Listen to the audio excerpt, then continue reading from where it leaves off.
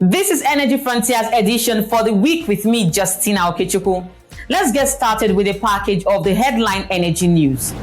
South Africa's Finance Minister Enoch Godongwana says a policy on paper is nice, but useless if the country cannot provide electricity. Godongwana said this during a meeting with the country's delegation to the World Economic Forum that kicks off in Davos on Monday the 16th. This comes after struggling state utility giant Eskom extended the country's worst ever power cuts on Wednesday due to breakdown in more of its generating units. The government of Uganda says the cabinet has agreed for the energy ministry to sign production sharing agreements for 2 oil exploration blocks with 2 oil firms, DGR Energy Turaco Uganda Limited and Uganda state-owned National Oil Company. The 2 exploration areas were part of 5 blocks Uganda auctioned in a licensing round back in 2019.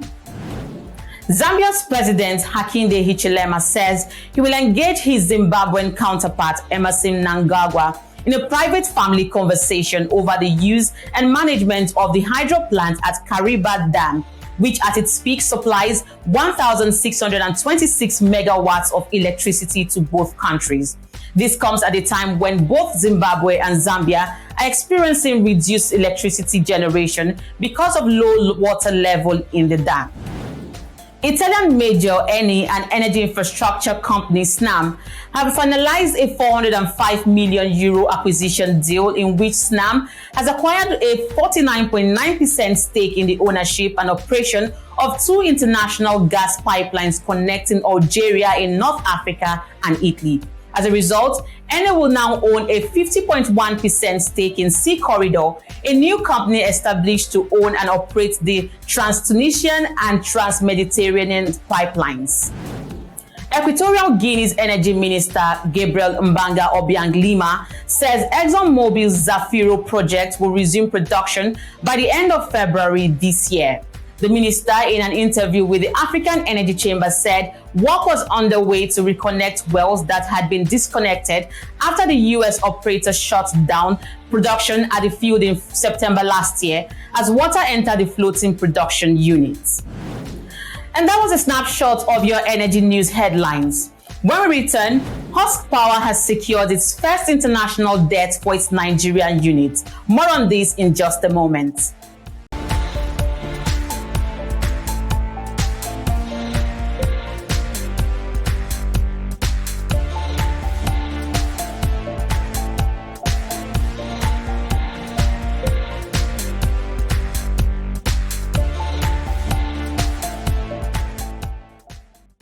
Welcome back to the program.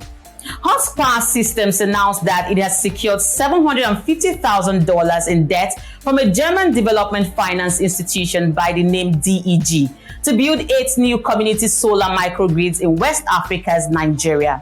According to Husk Power, the 8 microgrids will connect more than 500 residential and commercial customers and reduce the number of diesel generators in the use by 400 while creating about 40 new jobs in Nigeria.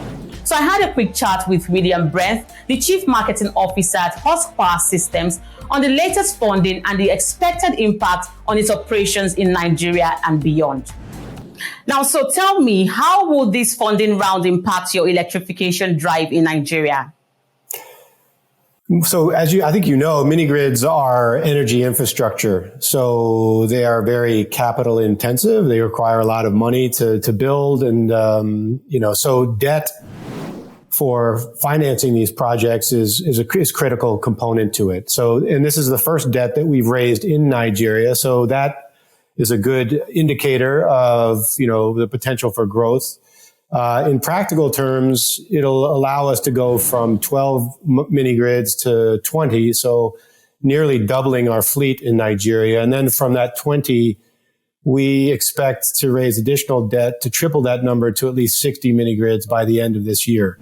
So it's a good first step toward reaching that goal. And then ultimately our goal in the next 3 to 4 years is to build 500 mini grids in Nigeria. So how was Husk Power able to raise the latest funding considering the challenges of investments in the microgrid sector? William? Yeah, that's a great question, Justina. It goes back to, I think, our founding as a company in 2008. So we created the mini grid industry in 2008. And we've been doing this business for longer than anyone. And so as a result, we have a track record of being a bankable company. We've raised about $40 million to date. That includes over $10 million in debt from leading investors like Shell Ventures and NG and FMO Swed Fund. So, we have a track record. I think the other really important part is that we've actually built a profitable business model. And that we were the first company to actually be able to claim profitability within the mini grid industry. And, investors are, whatever the challenges of the macro environment, if you've got a profitable business, they will invest. All right. So aside from financing, what other factors hinder the rapid scaling of the microgrid markets in Nigeria for you? So, financing is important. We've talked about debt. I think, the access to affordable long-term local currency debt is still a gap that needs to be filled in Nigeria somewhat. It's starting to come online. You're starting to see some local financial institutions in Nigeria start to get into the market. So that's a positive development. The other things I would say are domestic supply chain for both components that we use in our mini grids, like smart meters or solar panels, as well as appliances. We also sell appliances to our customers, and that's both for commercial use and for domestic household use. And there's still a gap in terms of domestic supply chain. So everything's imported. As a result, importation and logistics are also a bit of a bottleneck. Importation costs are high. Domestic logistic costs are also high, so that increases the cost of our projects. So addressing those two things is quite important. The other thing I would point out is partnership. We're an energy company, but because this is such a nascent industry, we're often required to do a lot of things that we really should rely on partners to do, whether it's, working with smallholder farmers and other agricultural stakeholders to try and scale what they do, or accessing microfinance that can then finance our appliance sales. So these types of partnerships, as well as with the discos in Nigeria, we're starting to work with them, but I think the more that we can bring in other players who can take up some of the onus off of the mini grid developers to address agriculture, finance, et cetera, that will be a big help as well. Now, how would these projects help Africa achieve energy transition and growth?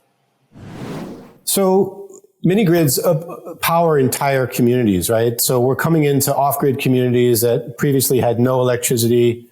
And if you're able to, and energy is a fundamental precursor for an economic growth. So in that sense, by coming into these communities, electrifying them, we're enabling the potential for economic growth and job creation. That's an important piece. More importantly, I think we can also make a major contribution to the energy transition in Nigeria by displacing diesel generators. So we're seeing in the communities that we now operate in, about 40 to 50% of diesel generators in those communities going offline in the first few months of operation. And that's huge in Nigeria, where diesel generation capacity actually is greater than the grid generation capacity itself. So I think both on the growth side and on the transition side, we can make a really important impact. That was William Brent, the Chief Marketing Officer at Husk Power Systems. The International Energy Agency has a new report on global energy technology perspectives. We captured a bit of that for you after this break.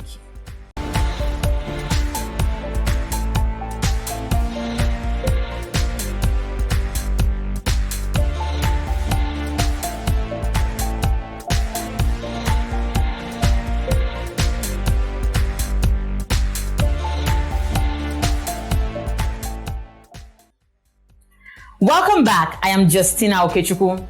The International Energy Agency this week released a report on Energy Technology Perspectives 2023. The report shows how countries can benefit from the opportunities of the new global energy economy by developing strategies for clean energy technology, manufacturing, and supply chains.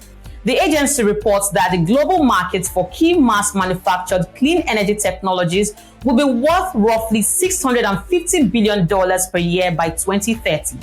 Here is IEA's Executive Director, Fatih Birol, speaking on the report. We are seeing all key clean energy technologies flourishing around the world. Very strong growth.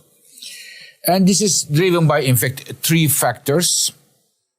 One, the many governments around the world pushing the clean energy options as they are secure energy sources. So energy security is the first driver. The second driver is of course, many governments, in fact, most of the governments around the world made climate commitments and they want to be in line with their commitments.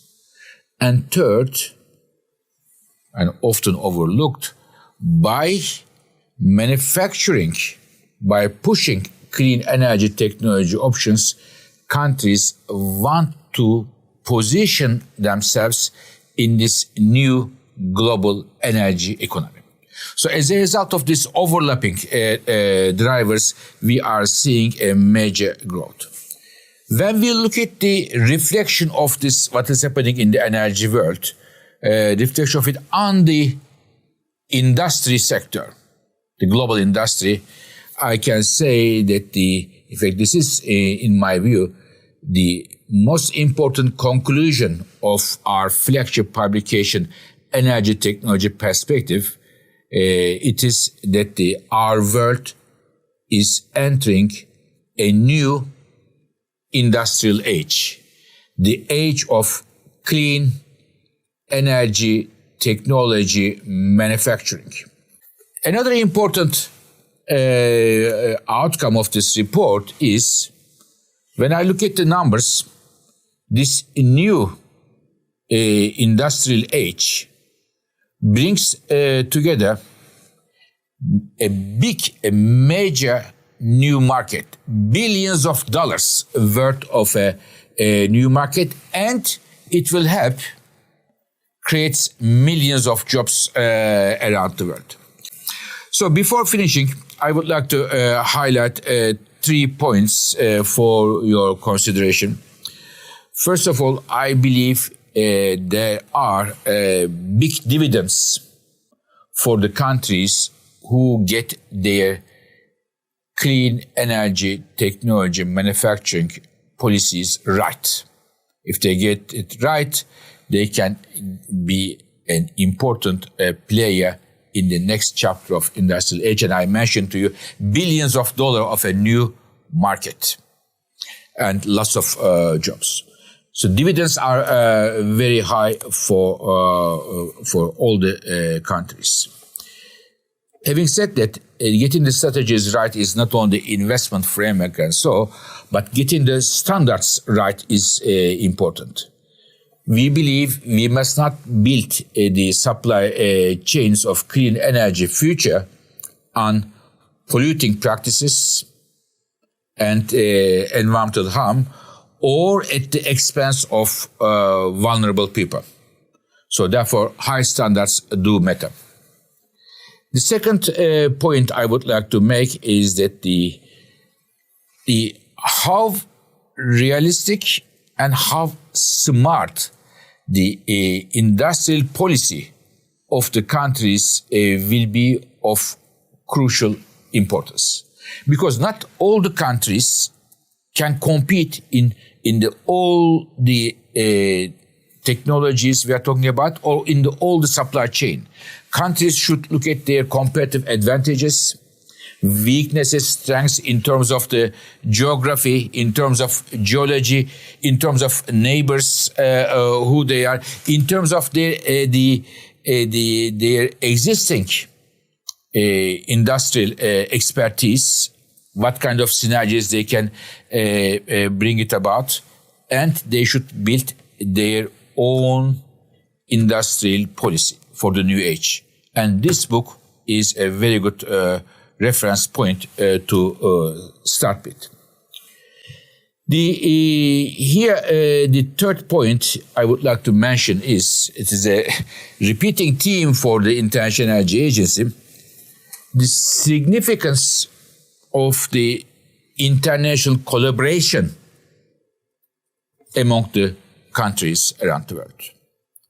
A healthy competition is perfect, but when we look at the different technologies, how to bring their costs down and how to deploy them in the best way and as soon as possible, because we have a challenge with the time, it calls for international collaboration here. And as such, I expect that in the next few years, we will see strategic partnerships among different economies will be built based on their different characteristics of their economies, energy sector, industry, and also how and if they would complement each other. And that's how we wrap up the package for you this week. And we thank you for watching. Remember to follow Energy Frontiers on Frontier Africa Reports website and across all our social media handles as indicated on the screen. It's goodbye from me, Justina Okechukwu, and I'll see you next time.